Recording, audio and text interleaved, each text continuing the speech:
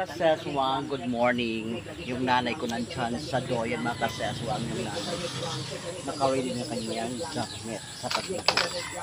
Ngayong umaga, mga kaseswang is mag-harvest ko tayo ng kangkong. Pero ngayong umaga, malakas na galaga ang ulan sa aming probinsya kasi bumaha sa aming backyard garden sa aking haciendang kengkong, mga kaseso. Tapos may manok kapuntuhan o naghanap sila ng uod, mga kaseso.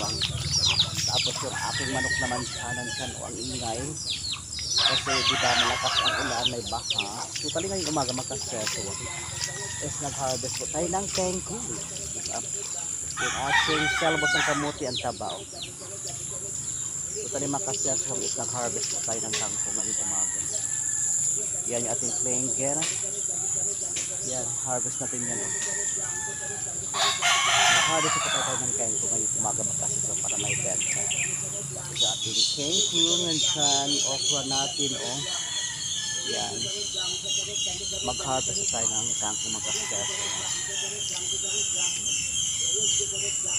Harvest.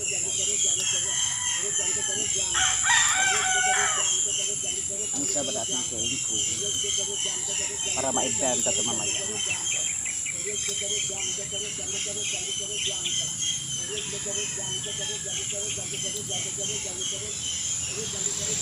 Keep watching, mga kaseso. At yung kengkong harvest, magsali po tayo dito kasi kailangan ito maibenta mamaya. Kasi yung ating tendera hindi pa dumating. Pero konti lang ating harvesting ngayon kasi matulog tayo ngayon ulit. Yung nanay ko maingay. Keep watching, mga kaseso. Bye bye, arigato.